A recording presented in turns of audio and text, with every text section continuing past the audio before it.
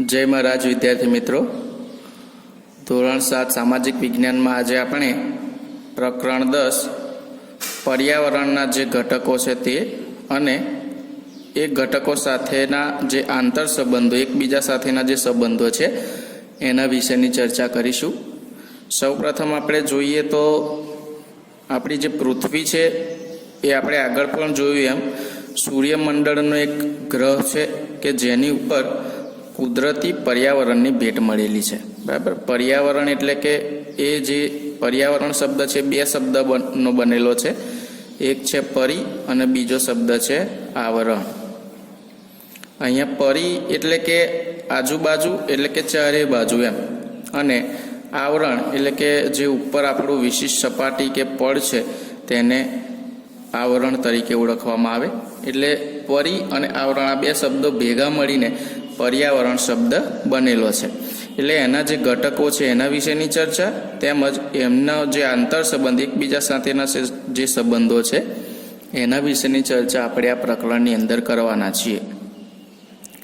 જો પર્યાવરણ ન હોય તો આપણું અસ્તિત્વ જ ન હોત। બરાબર, પર્યાવરણના કારણે જ જે માનવ જીવન છે એ ધબકતું રહે છે। માનવ જીવન સાથે સાથે જે વનસ્પતિ સૃષ્ટિ છે, જળ સૃષ્ટિ છે, આ બધું જ જે છે એ ધબકતું રહે છે, એટલે કે જીવતું રહે છે। પર્યાવરણ એ અસ્તિત્વ, વિકાસ તેમજ પ્રગતિનું પ્રેરક બળ છે। અસ્તિત્વ ટકાવી રાખવું હોય, આપણું વિકાસ કરવો હોય તેમજ આપણે પ્રગતિ કરવી હોય તેના માટે આ પર્યાવરણ એ ખૂબ જ અગત્યની બાબત છે। પર્યાવરણ શબ્દ આપણે મેં કીધું એમ બે શબ્દનો બનેલો છે, એક તો છે પરી એટલે કે આજુબાજુ અથવા તો ચારે બાજુ, અને આવરણ એટલે કે જે ઉપર આપણી પૃથ્વીની ઉપર આવેલી જે વિશિષ્ટ સપાટી છે કે પડ એને આપણે આવરણ કહેવાય। એટલે પરી અને આવરણ આ બે શબ્દોમાંથી પર્યાવરણ શબ્દ બનેલો છે। પર્યાવરણ એટલે કે પૃથ્વીની જે આસપાસ રચાયેલું કુદરતી ઘટકોનું આવરણ।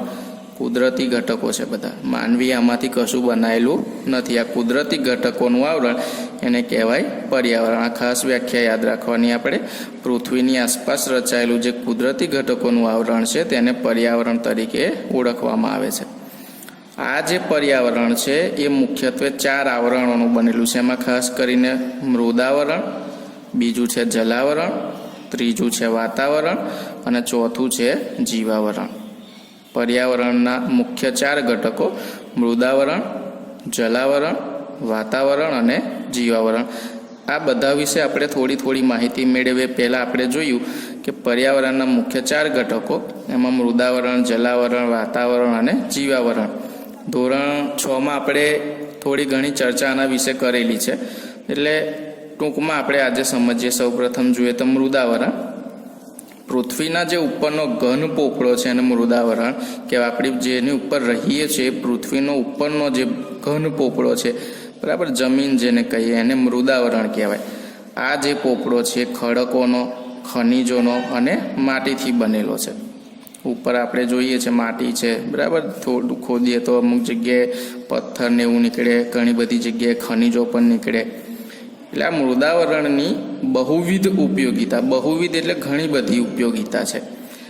તે સજીવ સૃષ્ટિ માટે રહેઠાણ, બરાબર, આપણે એની ઉપર જ રહીએ છીએ બધા, એટલે રહેઠાણ, આ સિવાય ખેતી માટેની જમીન જે છે તે અને ઉદ્યોગો માટેનો કાચો માલ એ કોણ પૂરું પાડે છે? આ મૃદાવરણ, જે જમીન છે એની ઉપર આપણે રહીએ છીએ, એની ઉપર ખેતી થાય છે અને તેની જે જમીન, બરાબર, ખેતી માટેની જમીન છે, જે ઉદ્યોગોનો કાચો માલ જે છે એ જમીનની અંદરથી આ ઉપરના પોપડામાંથી મળે છે। એટલે આ મૃદાવરણની અગત્યતા છે। ત્યારબાદ આપણે જોઈએ તો જલાવરણ, બરાબર। જલાવરણ એટલે કે જલ એટલે કે પાણી। પૃથ્વી સપાટીનો જે નીચાણવાળો ભાગ છે તે પાણીથી ઘેરાયેલો છે, જેને આપણે જલાવરણ તરીકે ઓળખીએ છીએ। આ જે પાણીના સ્ત્રોત આપણે કહીએ, જેમ કે મહાસાગર, સાગર, સરોવરો, નદીઓ વગેરેથી આ જે જલાવરણ છે તે બનેલું છે। પાણી એ સજીવ સૃષ્ટિ માટે અનિવાર્ય છે, આપણે જાણીએ છીએ ત્યાં, બરાબર। લાંબો સમય સુધી કદાચ ખોરાક વગર ચાલી શકે, પણ પાણી વિના બહુ લાંબો સમય ચાલી શકે નહીં। એટલે પાણી એ સજીવ સૃષ્ટિ માટે અનિવાર્ય છે। તેમજ મહાસાગરો જે છે એ પણ સંસાધનોના ભંડાર છે, એટલે કે મહાસાગરની અંદરથી પણ ઘણી બધી ઔષધિઓ માટેની અને તેમજ દરેક જે સજીવો છે એ ઘણા બધા સજીવો ત્યાં આગળ વસવાટ કરતા હોય છે. આગળ આપણે જોઈએ તો વાતાવરણ. પૃથ્વીની ચારે બાજુએ વીંટળાઈને આવેલ જે હવાનું આવરણ છે એને વાતાવરણ કહે છે. વારંવાર આપણે આ શબ્દ સાંભળતા હોઈએ છીએ. પૃથ્વીની ચારે બાજુ વીંટળાઈને જે હવાનું આવરણ છે એને કહેવાય વાતાવરણ. વાતાવરણ જે છે એ વિવિધ વાયુઓનું, બરાબર, ઓક્સિજન, કાર્બન ડાયોક્સાઇડ, આ સિવાય હાઇડ્રોજન, બરાબર, બીજા ઘણા બધા વાયુઓનું, આ સિવાય પાણીની વરાળ, ધૂળના રજકણો, ક્ષારકણો, આ બધાનું બનેલું છે કોણ? વાતાવરણ. વાતાવરણ જે છે સૂર્યના જે પારજાંબલી કિરણો છે એટલે કે અલ્ટ્રાવાયોલેટ કિરણો જે છે એ કિરણોનું શોષણ કરી સજીવ સૃષ્ટિનું રક્ષણ કરવાનું કામ કરે છે. બરાબર. આ અલ્ટ્રાવાયોલેટ કિરણો જો સીધા આપણા શરીર ઉપર પડે તો ખૂબ જ નુકસાનકારક છે. એટલે પારજાંબલી જે કિરણો છે એનું શોષણ કરવાનું કામ આ વાતાવરણ કરે છે. વાતાવરણનું જે માધ્યમ છે એ વાતાવરણના માધ્યમને કારણે જ આપણે અવાજ સાંભળી શકીએ છીએ. હું બોલું છું એ તમારા સુધી સંભળાય છે, બરાબર, એ સ્પીકરથી સંભળાય છે. પણ અત્યારે જે રેકોર્ડિંગ થઈ રહ્યું છે એ હવા એટલે કે વાતાવરણને કારણે સાંભળી શકીએ છીએ. બરાબર. શૂન્ય અવકાશ, પૃથ્વીની બહાર જઈએ આપણે અવકાશમાં, અંતરિક્ષમાં, તો ત્યાં આગળ અવાજ, હવા ન હોવાને કારણે ત્યાં અવાજનું જે માધ્યમ, અવાજ ફેલાતો નથી એટલે સંભળાય નહીં. એટલે ધારો કે આપણે એવું કહે કે સૂર્યની ઉપર જે ઘણા બધા વિસ્ફોટો થાય છે એ વિસ્ફોટો આપણને અહીંયા પૃથ્વી સુધી સંભળાતા નથી, કારણ કે પૃથ્વી અને સૂર્યની વચ્ચે જે છે શૂન્ય અવકાશ છે, એટલે કે ત્યાં અવાજનું માધ્યમ છે નહીં. પણ આપણે અહીંયા વાતાવરણના જે માધ્યમ છે એને કારણે આપણે અવાજ સાંભળી શકીએ છીએ. આ સિવાય રેડિયો, ટેલિવિઝન અને મોબાઈલ ફોન જે છે એના સંદેશા વ્યવહાર અને જે પ્રસારણ કહેવાય એ વાતાવરણને આભારી છે. તમે ઓનલાઈન શિક્ષણ મેળવી રહ્યા છો એ પણ આ એક પ્રકારે આ વાતાવરણને જ આભારી છે. એટલે ત્યારબાદ આપણે જોઈએ જીવાવરણ. જે પૃથ્વી પરનું જે મૃદાવરણ છે, જલાવરણ છે, બરાબર, અને વાતાવરણ, જે ભાગમાં જીવસૃષ્ટિ વ્યાપી છે તેને જીવાવરણ કહેવાય. પૃથ્વી, બરાબર, અંદર જમીનની અંદર પણ અને જલાવરણની અંદર પણ જે જગ્યાએ જીવસૃષ્ટિ વ્યાપી છે, પ્રસરી છે તેને જીવાવરણ કહેવાય. તેમાં આવી જાય વનસ્પતિ, પ્રાણીઓ, જીવજંતુઓ, આ સિવાય માનવ, આ બધાનો સમાવેશ શેમાં થાય? જીવાવરણમાં. તો સજીવ સૃષ્ટિ જે છે એ ખોરાક અને બીજી જે જરૂરિયાતો છે એ જીવાવરણમાંથી પ્રાપ્ત કરે. આપણે બધું ક્યાંથી મેળવીએ? જીવાવરણમાંથી. આમ જે પર્યાવરણના આપણે જોઈએ તો મુખ્ય બે પ્રકાર છે. પહેલું છે કુદરતી પર્યાવરણ અને બીજું છે માનવ સર્જિત પર્યાવરણ. કુદરતી પર્યાવરણની વાત કરીએ તો એમાં જૈવિક ઘટકો હોય, જેવા કે વનસ્પતિ સૃષ્ટિ, પ્રાણી સૃષ્ટિ અને માનવો. બરાબર. ફરી એક વખત, પર્યાવરણના મુખ્ય બે પ્રકાર, એક તો કુદરતી પર્યાવરણ અને બીજું છે માનવ સર્જિત પર્યાવરણ. કુદરતી પર્યાવરણમાં ત્રણ બાબતો સમાવેશ: વનસ્પતિ સૃષ્ટિ, પ્રાણી સૃષ્ટિ અને માનવો. જો કે માનવ એ પ્રાણી સૃષ્ટિમાં જ આવી જાય. આ સિવાય આની વાત આ કયા થયા? જૈવિક. જૈવિક એટલે જીવિત કહી શકીએ આપણે જેને, જીવિત, બરાબર. આ બધા સજીવો ટૂંકમાં, અથવા તો સજીવ પણ કહેવાય, એને જૈવિક કહેવાય. બીજું અજૈવિક એટલે કે જેનામાં જીવ નથી એવા. એમાં વાત કરીએ તો ભૂમિ, બરાબર, જે જમીન આપણે કહે છે, જળ, હવા, એનો સમાવેશ એમાં થાય? અજૈવિક ઘટકો. જૈવિક ઘટકોમાં વનસ્પતિ સૃષ્ટિ, પ્રાણી સૃષ્ટિ અને માનવ, અને અજૈવિક ઘટકોમાં ભૂમિ, જળ, હવાનો સમાવેશ થાય. માનવ સર્જિત પર્યાવરણ એ માનવના બુદ્ધિ કૌશલ્યથી જૈવિક અને અજૈવિક ઘટકો સાથેની આંતરક્રિયાથી માનવ નિર્મિત પર્યાવરણ પામે. આ બધું જ્યારે ભેગું થાય, બરાબર, માનવીનું જે બુદ્ધિ કૌશલ્ય છે એનાથી આ માનવ નિર્મિત પર્યાવરણનું નિર્માણ પામે છે. હવે આપણે આમ જે માનવ નિર્મિત પર્યાવરણ છે એની ચર્ચા કરીએ.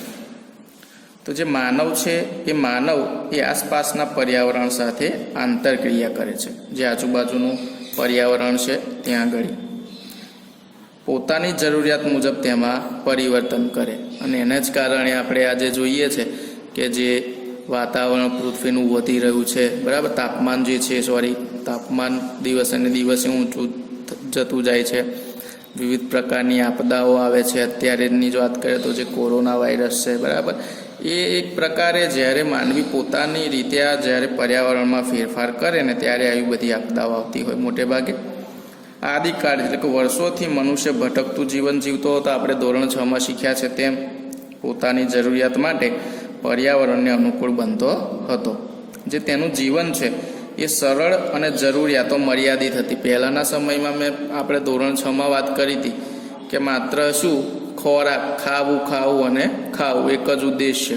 કમાવાની વાતને અથવા જે પર્યાવરણમાં કોઈ સુધારાની વાત નથી. પહેલાં જરૂરિયાતો મર્યાદિત હતી, તેથી આસપાસના પર્યાવરણમાંથી તમામ જરૂરિયાતો એની પૂરી થઈ જતી હતી, કારણ કે ખોરાક એકલો જ એનો ઉદ્દેશ્ય હતો. સમય સાથે પરિવર્તન થયું અને જરૂરિયાતોમાં શું થયો? વધારો થયો. એટલે મનુષ્ય શું કર્યું? પર્યાવરણનો ઉપયોગ અને તેમાં પરિવર્તન કરવાની રીતો શીખી લીધી કે એમાં કેમનું પરિવર્તન લાવવું.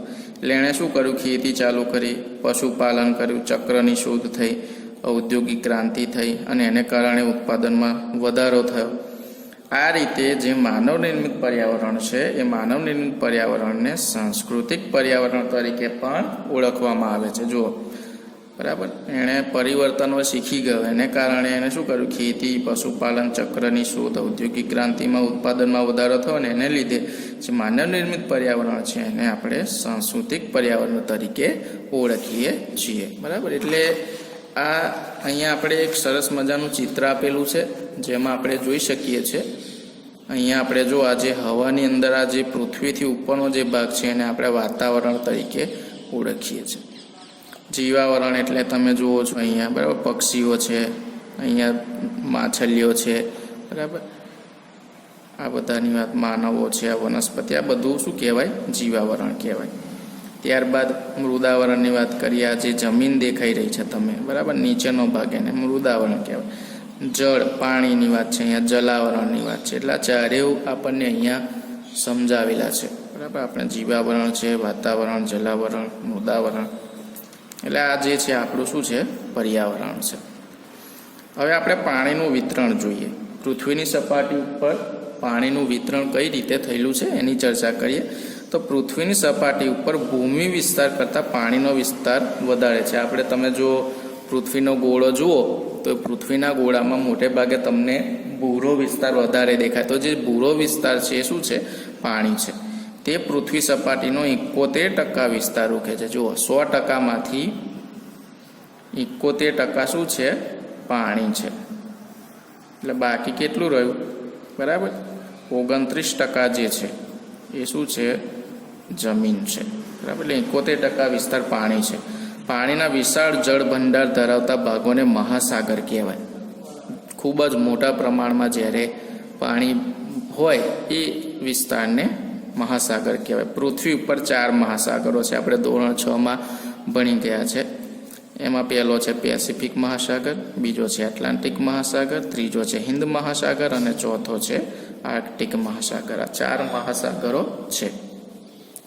આ બધા જ મહાસાગરો એકબીજા સાથે જોડાયેલા જ છે, બરાબર. જુદા જુદા નથી, જોડાયેલા છે, પણ નામ અલગ અલગ આપેલા છે. આ મહાસાગરો ખૂબ જ વિશાળ અને ઊંડા છે.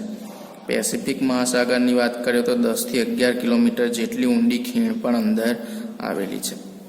એટલે જે પૃથ્વી સપાટી પરનું મોટાભાગનું જે પાણી છે કેવું છે? ખારું છે. અને ક્યાં છે? દરિયાની અંદર છે. ખારું છે, એવું પીવાલાયક પાણી છે નહીં. તે મુખ્યત્વે મહાસાગરો અને સમુદ્રમાં રહેલું છે, બરાબર.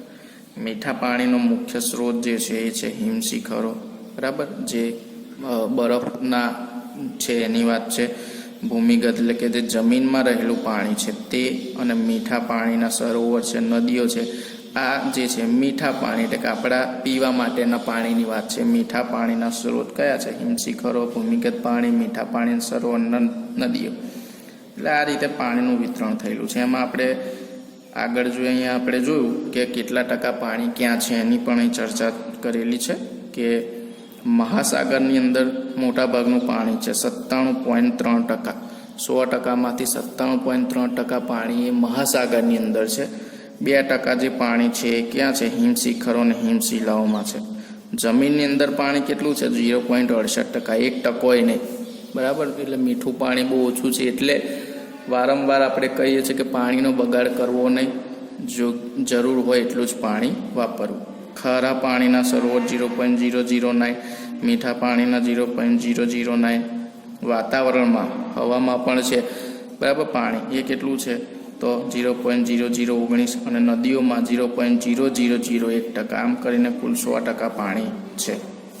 એટલે આપણે વારંવાર કહીએ છીએ કે બહુ વધારે પડતો પાણીનો બગાડ કરવો નહીં, કારણ કે શુદ્ધ પાણી જે છે એ ખૂબ જ ઓછું છે. આગળ વાત કરીએ સમુદ્રના મોજાની. સમુદ્રના મોજા એ વિવિધ પ્રકારના બળોથી ઉદ્ભવે છે. જેમ કે સામાન્ય જે મોજા છે એ સમુદ્રની સપાટી પર જે પવનો વાય છે ને એનાથી સર્જાય. દરિયા કિનારે ગયા હશો તો વારંવાર મોજા આવે, તો જે સાદા મોજા હોય જે પવન હોય એના કારણેથી સર્જાય. વંટોળ કે વાવાઝોડું થાય તો બહુ મોટા અને ઊંચા મોજા ઉછળે. આ જે મોજા છે સમુદ્ર કિનારે પહોંચે ત્યારે ભારે નુકસાન કરે, કારણ કે જ્યારે વાવાઝોડું આવે ત્યારે ખૂબ ઊંચા મોજા વાય અને જે દરિયા કિનારાની આસપાસનો જે વિસ્તાર હોય ત્યાં આગળ ખૂબ જ નુકસાન કરે છે. આગળ વાત કરીએ ભરતી અને ઓટ. શબ્દ સાંભળ્યો હશે કદાચ, બરાબર. તો દિવસમાં 2 વાર સમુદ્રની સપાટી સમયાંતરે ઊંચી ચડે છે. ઊંચી એટલે કે પાણી વધારે જે હોય બરાબર એ આવે અને નીચે ઉતરે. આ સમુદ્રની જે ચડ ઉતરની ઘટના છે એને ભરતી અને ઓટ કહે છે. અહીંયા આપણે જોઈએ છીએ કે જે ભરતી અને ઓટ છે એ ખરેખર તો જે ચંદ્ર છે ચંદ્રની સાથે સંકળાયેલી છે, કારણ કે ચંદ્રનું જે ગુરુત્વાકર્ષણ બળ છે એ એને કારણે જે પાણી છે એ જમીન તરફ ખેંચાઈ આવતું હોય છે અને જ્યારે ચંદ્ર બરાબર ન હોય અથવા તો ઓછો હોય ત્યારે પાણી જે છે એ પાછું થોડું ઘણું દરિયામાં જતું હોય. આ જે પ્રક્રિયા છે પાણી આવવાને જવાની એને ભરતી ઓટ કહેવાય. ભરતીના સમયે સમુદ્રનું પાણી મોજા રૂપે કિનારા તરફ ધસી આવે બરાબર, અને જ્યારે ઓટ થાય ત્યારે સમુદ્રનું પાણી શું થાય કિનારાથી સમુદ્રમાં પાછું જાય.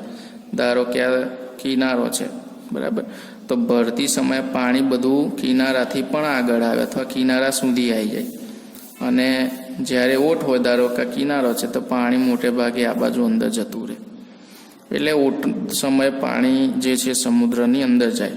2 ભરતી કે ઓટ વચ્ચેનો સમયગાળો લગભગ 12.25 કલાકનો હોય છે. આ યાદ રાખવાનું છે. સૂર્ય અને ચંદ્રના ગુરુત્વાકર્ષણ બંને કારણે પૃથ્વી પર ભરતી ઓટ આવે છે. મેં કીધું એમ ચંદ્રના કારણે અને સૂર્યના પણ કારણે ભરતી ઓટ આવતી હોય છે. સૂર્ય એ ચંદ્ર કરતાં દ્રવ્યમાનમાં ઘણો મોટો છે, એટલે કે એનું વજન પણ વધારે છે અને નજીક પણ છે, પરંતુ ચંદ્રની સરખામણીમાં પૃથ્વીથી દૂર છે, કારણ કે ચંદ્ર તો પૃથ્વીનો ઉપગ્રહ છે એટલે વધારે નજીક છે.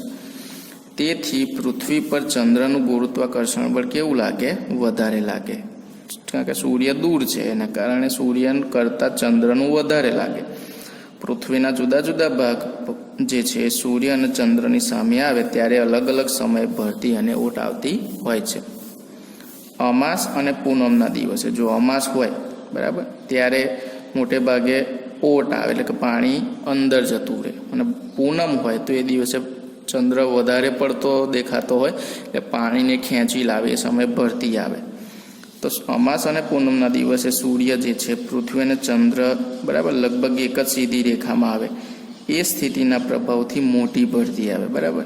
જ્યારે સુદ અને વદની મધ્યના જે દિવસો હોય ત્યાં ગુરુત્વાકર્ષણ ઘટી જાય ટૂંકમાં, ત્યારે શું થાય? ભરતી નીચી આવે, ઓછી આવે. એટલે ભરતી અને ઓટની વાત છે. ખાસ કરીને ચંદ્રને આધારે ભરતી અને ઓટ થતા હોય છે. આગળ આપણે જોઈએ તો મહાસાગરીય જે પ્રવાહો છે એની વાત કરીએ તો ધરતી પરની જે નદીઓ છે એ નદીઓની જેમ મહાસાગરોમાં પણ વિશાળ પાણીનો જથ્થો હજારો વર્ષથી નિશ્ચિત દિશામાં જ વહે છે. જેમ નદી વહે છે ને તેમ આ જે મહાસાગર છે એના પણ જે પ્રવાહ છે એ એક જ દિશામાં વર્ષોથી હજારો વર્ષોથી વહે છે. આ પ્રવાહોને કહેવાય મહાસાગરીય પ્રવાહ. આ જે પ્રવાહો છે એ ગરમ અને ઠંડા હોય બરાબર, બંને પ્રકારના હોય. તમે જુઓ તો વેલ માછલી છે જે બધા છે અંદર જલીય પ્રાણીઓ એ સમયાંતરે પોતાનું બરાબર સ્થાન બદલતા હોય છે. એ શેને કારણે? આ બરાબર પ્રવાહ જે ગરમ અને ઠંડા હોય એને કારણે શિયાળો અને ઉનાળાની અંદર પોતાનો રસ્તો જે છે નિશ્ચિત કરીને પોતાનું સ્થાન બદલતા હોય છે. પ્રવાહોના જે ઉદ્ભવના કારણો છે બરાબર એ ખાસ કરીને સૂર્યની શક્તિ છે, પવનો છે અને સમુદ્ર જળની જે ક્ષારતા છે તેમજ પૃથ્વીનું જે પરિભ્રમણ છે એ મુખ્ય આની અંદર ભાગ ભજવે છે. મોટા ભાગે ગરમ પ્રવાહો જે છે એ વિષુવવૃત્તથી ધ્રુવો તરફ અને ઠંડા પ્રવાહ જે ધ્રુવોથી વિષુવવૃત્ત તરફ ગતિ કરતા હોય છે. એટલે આ મહાસાગરીય પ્રવાહોની વાત છે. આગળ આપણે વાત કરીએ તો જે પર્યાવરણના ઘટકો છે એના સાથેના આંતર સંબંધો કેવા છે આપણે એની વાત કરીએ. ઘટકો તો આપણે જોઈ લીધા બરાબર, તો એના આંતર સંબંધો તો પર્યાવરણના જે તમામ ઘટકોમાં માનવ કેન્દ્ર સ્થાને છે, કારણ કે બધું મોટા ભાગે કોણ કરે? માનવી. તો આ જે પર્યાવરણના જુદા જુદા ઘટકો છે તે કેટલાક ભૌતિક ચક્રોથી એકબીજા સાથે જોડાયેલા છે. આ જે ભૌતિક ચક્રો છે એ માનવ પ્રવૃત્તિઓથી પ્રભાવિત થાય. અને મૃદાવરણની વાત કરીએ તો મૃદાવરણમાં જે માનવી છે એ ખનિજ પ્રાપ્ત કરવા માટે ઉત્ખનન એટલે ખોદકામ કરે જમીનમાંથી.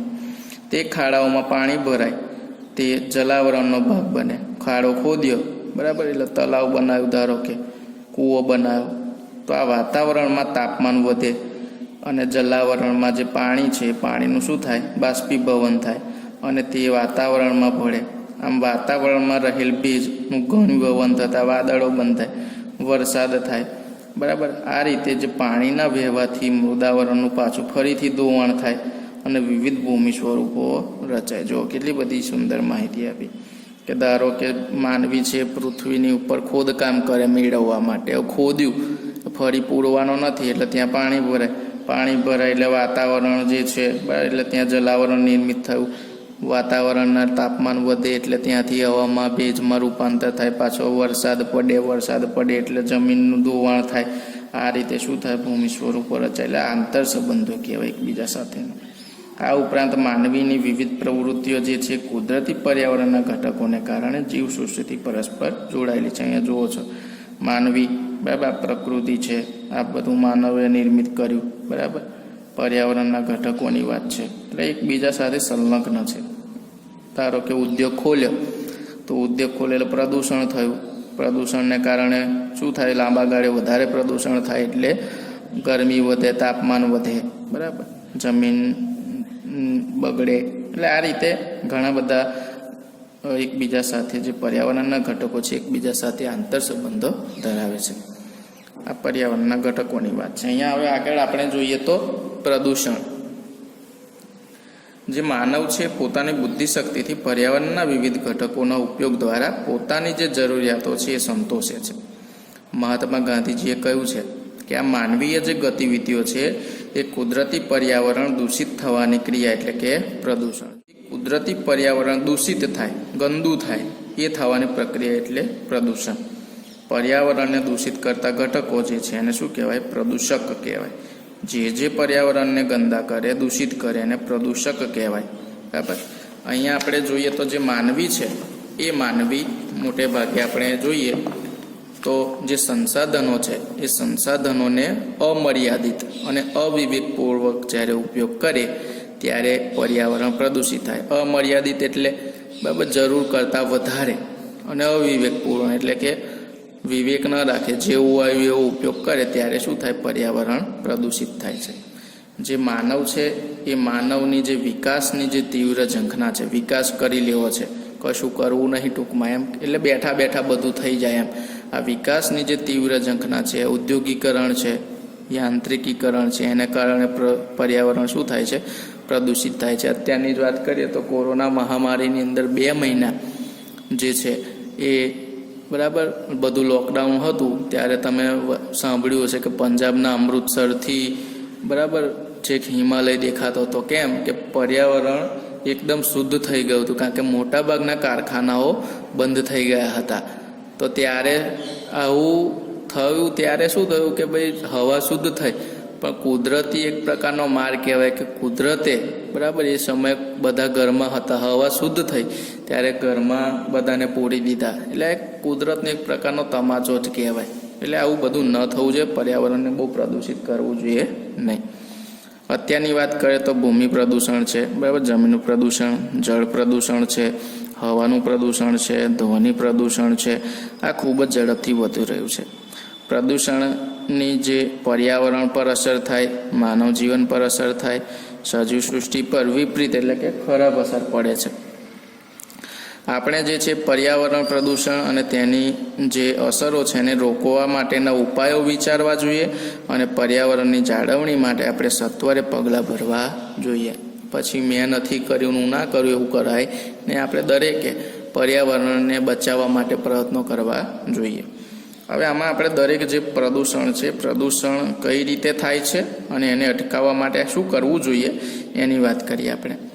તો જમીન ગુણવત્તા અને તેના પોષક ઘટકોમાં થતા ફેરફારને ભૂમિ પ્રદૂષણ કહે છે. જમીન પ્રદૂષણ સહેલાઈથી અનુભવાતું નથી. જુઓ, આ પિરાણાનો ડમ્પિંગ છે. ક્યાં આવે ખબર છે? અમદાવાદમાં. દૂરથી તમે જુઓ ને તો એવું લાગે કે જાણે પાવાગઢ આવી ગયા હોય, એટલો ઊંચો કચરાનો ઢગલો અહીંયા થઈ ગયો છે. આ પિરાણાનો ડમ્પિંગ અમદાવાદની જ વાત છે. એટલો બધો કચરો થયો છે કે જાણે મેં કીધું એમ પાવાગઢનો ડુંગર હોય ને એટલો ઊંચો થઈ ગયો છે. દૂરથી જુઓ તો કઈ આવી ગયા આપણે, એવું આપણને થાય. વિશ્વભરમાં ભૂમિ પ્રદૂષણ સતત વધી રહ્યું છે. ઘર વપરાશનો જે ઘન કચરો છે, પાણીનો નિકાલ છે, બરાબર, ઘન કચરો છે, ફળદ્રુપ કે ખેતીલાયક જમીન પર શું કરે, ઉદ્યોગો સ્થાપીએ, ઉદ્યોગોમાં જે વપરાયેલું ખરાબ પાણી છે ખુલ્લી જમીન પર છોડી દઈએ, ઉદ્યોગોનો જે ઘન કચરો છે એ પણ જમીન પર ફેંકી દઈએ, બરાબર. આ સિવાય ઉત્ખનન ખોદકામની પ્રવૃત્તિઓ કરે, બાંધકામની પ્રવૃત્તિઓ કરે, ખેતી માટેનું જે રાસાયણિક ખાતર છે તે, અને ઘણી બધી સિંચાઈ અને જંતુનાશક દવા જ્યારે વાપરીએ ત્યારે શું થાય, આ જમીન પ્રદૂષિત થાય. પ્લાસ્ટિકનો ઉપયોગ કરીએ એને કારણે આ જમીન જે છે પ્રદૂષિત થતી હોય છે. અહીંયા એક જાણવા જેવી બાબત છે, પંજાબની અંદર નાઇટ્રોજનયુક્ત રાસાયણિક ખાતરોનો વધારે પડતો ઉપયોગ થવાને કારણે જમીન પ્રદૂષણ થયું. પંજાબનું હોશિયારપુર, ભટિંડા અને રોહતક જિલ્લામાં જે ગામડાઓ છે એ ગામડામાં રાસાયણિક ખાતરના વપરાશથી કૂવાઓના જે પાણી છે ને એના ભયજનક રીતે સપાટીથી દૂષિત થયું, જમીન દૂષિત થઈ ગઈ. જુઓ, એટલે ત્યાંના લોકો વિવિધ રોગના ભોગ બન્યા. કેન્સર અને આંતરડા અને પેશાબના રોગોનો ફેલાવો આ વિસ્તારમાં વધી ગયો. એટલે જમીનનું પ્રદૂષણ જે છે એ બહુ આપણે ન થાય એનું આપણે ખાસ ધ્યાન રાખવું જોઈએ. આગળ આપણે જોઈએ તો એને રોકવા માટે આપણે શું કરી શકીએ. ભૂમિ જમીનનું પ્રદૂષણ રોકવા શું કરવું જોઈએ? તો ખાસ કરીને જંતુનાશક દવાઓ અને રાસાયણિક ખાતર વાપરવાને બદલે શું કરવું જોઈએ, જૈવિક અને દેશી ખાતર, બરાબર, એટલે કે છાણિયું ખાતર વાપરવું. લીલો પડવાશ છે એનો ઉપયોગ કરવો જોઈએ, બરાબર, પહેલી બાબત. બીજું, જંતુનાશક દવાઓનો મર્યાદિત ઉપયોગ, ખૂબ જ ઓછો ઉપયોગ, ના છૂટકે જ ઉપયોગ કરવો જોઈએ. ત્રીજું, જે ઘન કચરો છે એનું વર્ગીકરણ ફરીથી ઉપયોગમાં લાવવો જોઈએ. આપણે અત્યારે લાલ અને લીલી જે બેગ અને આવે છે કચરો, ભીનો અને સૂકો કચરો, એમ અલગ પાડીને ઉપયોગીમાં લઈ શકાય એવા કચરા અલગ પાડવા જોઈએ. ત્યારબાદ જોઈએ તો આપણું પ્લાસ્ટિક જે છે એ પ્લાસ્ટિક અથવા તો જે ઘન કચરો છે એનું રિસાયકલિંગ એટલે ફરીથી ઉપયોગમાં લઈ શકાય એવા પ્રયત્નો આપણે કરવા જોઈએ. ખેતીમાં જે છે ટપક અને ફુવારા પદ્ધતિનો ઉપયોગ કરવો એટલે ઓછું પાણી વપરાય. આપણે તો ધારો કે ખેતરમાં પાણી વાળ્યું હોય, બરાબર, આખું ખેતર ભરી દઈએ છીએ આપણે, તો કેટલો બધો પાણીનો બગાડ થાય. એટલે એવું આના કારણે આટલા મુદ્દાથી આપણે ભૂમિનું પ્રદૂષણ જે છે અટકાવી શકીએ છીએ. આગળ આપણે જોઈએ જળ પ્રદૂષણ, પાણીનું પ્રદૂષણ. તો જે જળ પ્રદૂષણ છે કે જળ જ્યારે તેના નિર્ધારિત ઉપયોગ માટે અયોગ્ય બને અને બાહ્ય અશુદ્ધિઓ અંદર ભળી જાય ત્યારે એ દૂષિત જે પાણી છે એને જળ પ્રદૂષણ કહેવાય. ગટરનું પાણી છે, ઉદ્યોગોથી પ્રદૂષિત પાણી છે, ખનિજ તેલ વાહક જે જહાજમાંથી થતું ગળતણ છે એટલે કે રિસાવ નીકળતું હોય, ખેતીમાં વપરાતા જે રાસાયણિક ખાતરો છે તે, અને જંતુનાશકો, આ બધું શું કરે, જળનું પ્રદૂષણ કરે, પાણીનું પ્રદૂષણ કરે. અહીંયા આપણે જોઈ શકીએ છીએ આ ગટરનું પાણી છે, બરાબર, કેટલું ગંદુ પાણી છે, એકદમ કાળા કલરનું તમે જોઈ શકો છો. આ ફીણવાળું પાણી, રસાયણ, વિવિધ પ્રકારના ઉદ્યોગોમાંથી કેમિકલવાળું પાણી. હવે આ પાણી જ્યારે નદી તળાવમાં છોડવામાં આવે એટલે શું થાય, કેમિકલને કારણે જે સજીવો હોય આની અંદરના એ બધા શું થાય, મૃત્યુ પામે. તો આ એને અટકાવવા માટે શું કરવું જોઈએ? શું થાય? તો ઘર વપરાશ અને ઉદ્યોગોથી જે પ્રદૂષિત પાણી છે એને શુદ્ધિકરણની પ્રક્રિયા કર્યા બાદ જ એનો નિકાલ કરવો જોઈએ. એટલે જે પાણી ગંદુ થયું છે તો એને ચોખ્ખું કરવા માટેની કોઈ પ્રક્રિયા કરવી જોઈએ, પછી એને ગમે ત્યાં છોડી શકાય. બીજું, શુદ્ધિકરણની જે પ્રક્રિયા છે એ કર્યા બાદ ગંદા પાણીના નિકાલ પર કડક નિયંત્રણો લાદવા જોઈએ. ગમે ત્યાં ઢોળવું ના જોઈએ. સરકારની જવાબદારી છે કે ગમે ત્યાં ઢોળે નહીં, એની ધ્યાન રાખવાનું. ત્યારબાદ પાણી જે છે, પાણીને પ્રદૂષિત કરતા પદાર્થોનો વપરાશ પર જ અંકુશ રાખવો. કે જે પાણી ગંદુ કરતું હોય એને જે ઉત્પાદન કરે છે એને બંધ કરી દેવું જોઈએ. આ વાત થઈ જળ પ્રદૂષણની. હવે વાત કરીએ હવા પ્રદૂષણની. તો હવાનું પ્રદૂષણ કઈ રીતે થાય? તમે જુઓ છો અહીંયા ધુમાડા નીકળી રહ્યા છે, તો આને કારણે હવા પ્રદૂષણ થાય. ઉદ્યોગો છે, મિલ, કારખાના, તાપ વિદ્યુત મથકો છે, એના દ્વારા જે છોડવામાં આવતો ગેસ કે ધુમાડો વાતાવરણમાં બળે એને હવાનું પ્રદૂષણ કહેવાય. હવાનું પ્રદૂષણ અટકાવવા માટે જે ઉડતા રજકણો છે, બરાબર, હવાના પ્રદૂષણ માટે જે ઉડતા રજકણો છે, બળતણ તરીકે વપરાતો કોલસાના રજકણો છે, કારખાનાના જે ધુમાડા છે, કાર્બનયુક્ત રજકણો છે, બરાબર, આ બધાને કારણે હવા પ્રદૂષિત થાય. આ ઉપરાંત પેટ્રોલ ડીઝલથી ચાલતા જે વાહનો ધુમાડો હોય ને એનાથી પણ થાય. એનાથી નાઇટ્રસ ઓક્સાઇડ છે, કાર્બન મોનોક્સાઇડ, ઝેરીમાં ઝેરી વાયુ, બેન્ઝોપાયરીન છે અને કાર્બન ડાયોક્સાઇડ જેવા હવાના પ્રદૂષકો શું થાય? હવાની અંદર ભળે છે. ખનન અને બાંધકામની પ્રવૃત્તિથી પ્રદૂષકો હવામાં ઉમેરાય. આ સિવાય ખેતીનો ઘન કચરો સળગાવવાથી પણ આ જે પ્રદૂષણ છે એ પ્રદૂષણ વધતું હોય છે. હવે આ હવાનું પ્રદૂષણ અટકાવવા માટે શું કરવું? તો ખાસ કરીને હવા પ્રદૂષણ રોકવા સરકારે કાયદો બનાવવો અને અમલ કરવો. કાયદો બનાવવો જરૂરી નથી, કાયદો બનાવીને એનો અમલ કરવો એ ખૂબ જ જરૂરી છે. ધુમાડો જે છે ઝેરી ગેસ ફિલ્ટર થાય તેવા સાધનો વિકસાવવા જોઈએ. એટલે ધુમાડો ઝેરી હોય તો એને ચોખ્ખો કરવો, શુદ્ધ કરવો, એના પછી જ એ હવામાં પડે એવું આપણે ધ્યાન રાખવું જોઈએ. આગળ આપણે જોઈએ તો કોલસો, પેટ્રોલ, ડીઝલથી જે છે એનાથી વપરાતા સાધનોનો ઉપયોગ ઓછો કરવો, બરાબર, અથવા તો જરૂર પૂરતો જ ઉપયોગ કરવો. પ્રદૂષણ મુક્ત એવા સીએનજીનો ઉપયોગ કરવો, પીએનજીનો અને સૌર ઉર્જાનો ઉપયોગ કરી લોકોને એના માટે પ્રોત્સાહિત કરવા. તો આના દ્વારા હવાનું પ્રદૂષણ ઓછું થશે. જાહેર પરિવહનમાં મુસાફરી માટે લોકજાગૃતિ. આપણે અહીંયાથી આણંદથી અમદાવાદ જવું હોય પોતાનું બાઇક લઈને જઈએ અથવા ગાડી લઈને, પણ આપણે એવું કરીએ કે ભાઈ બસમાં જઈએ અથવા ટ્રેનમાં જઈએ તો એટલું પ્રદૂષણ ઓછું થાય. વાહનો માટે પીયુસી, બરાબર, પીયુસી એટલે કે pollution under control, pollution under control, આ પીયુસી કહેવાય. બરાબર, બાઇક ગાડીનું બધાનું પીયુસી હોવું જરૂરી છે. એ પીયુસીનો અમલ કરાવવો એટલે કે ભાઈ આ જે વાહન છે એ વાહન પ્રદૂષણ ફેલાવતું નથી.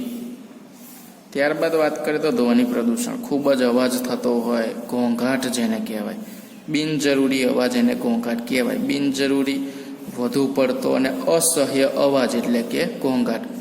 આડેધડ બોલ બોલ કરતું હોય, કોઈક શાકભાજી લેવા ગયા હોય માર્કેટમાં તો એક જણો બૂમ 10-20 જણા બૂમો પાડતા હોય, એ કંઈનું આપણને સંભળાય નહીં તો એને ઘોંઘાટ કહેવાય. ઘોંઘાટ જે છે એ આપણને ધ્વનિ એ ઘોંઘાટને જ આપણે શું કહીએ છીએ? ધ્વનિ પ્રદૂષણ.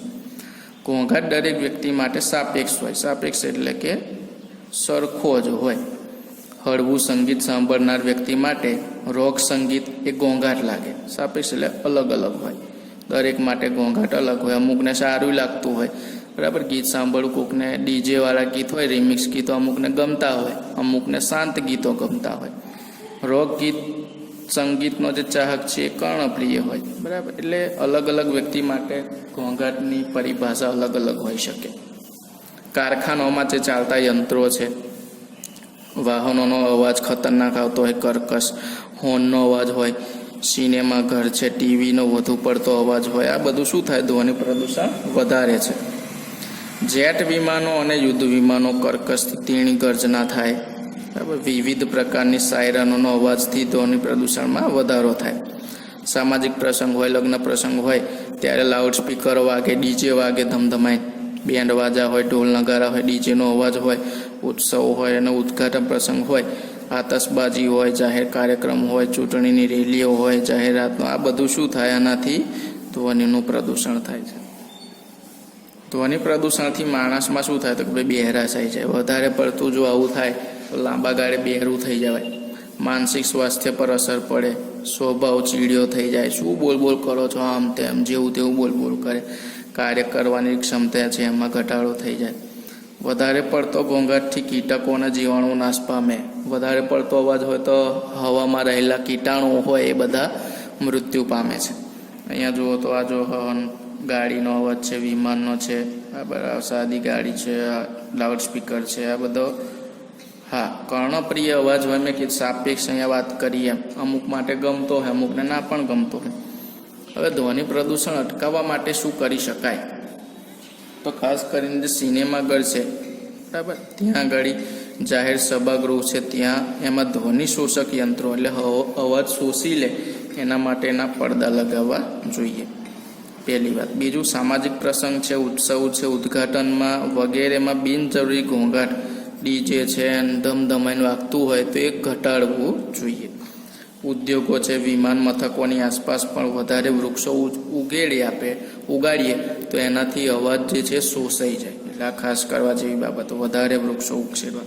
શાળા હોય, હોસ્પિટલ હોય, ત્યાં આગળ નો હોર્ન એટલે કે હોર્ન વગાડવો નહીં, અને સાયલન્સ ઝોન જેને કહેવાય ત્યાં કડક અમલ કરાવવો જોઈએ. ઘણી બધી જગ્યાએ બરાબર આનો અમલ થતો હોય છે. ઉજવણીના કાર્યક્રમમાં ફટાકડાનો ઉપયોગ ટાળવો જોઈએ. કશું સારું થયું હોય, ફટાકડા ફોડે છે તો એ ન ફોડવા જોઈએ. રેડિયો, ટેલિવિઝન, મોબાઈલ ફોન વગેરેનો અવાજ ધીમો રાખવાની ટેવ રાખવી. ઘણા બધાને ઘેર જુઓ ને, આપણા ઘેર ટીવી ચાલતું હોય તો 10 ઘેર એનો અવાજ સંભળાતો હોય, તેવું ન થવું જોઈએ.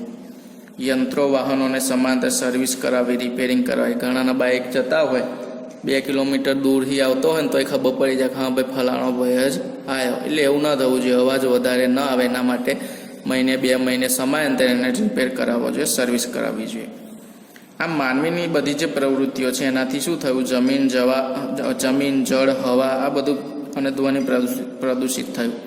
આ ઉપરાંત કેટલીક પ્રવૃત્તિઓથી અવકાશમાં જે છોડેલા ઉપગ્રહો છે, અવકાશ યાત્રીઓએ આકાશમાં જે ત્યજી દીધેલો કચરો છે બરાબર, કૃત્રિમ જે વરસાવવા માટે છોડેલા રસાયણો છે, પરમાણુ શક્તિના ઉપયોગથી થતું કિરણોત્સર્ગી પ્રદૂષણ, એટલે કે તમે જો જાણ્યું છે કે હિરોશીમા અને નાગાસાકીમાં જે બોમ્બ નાખેલો, પરમાણુ બોમ્બ, એની અસર આજે પણ જોવા મળે છે. તો કિરણોત્સર્ગી પ્રદૂષણ કહેવાય. એને કારણે પર્યાવરણ આ બધાને અનેક પર્યાવરણ અસર કરે.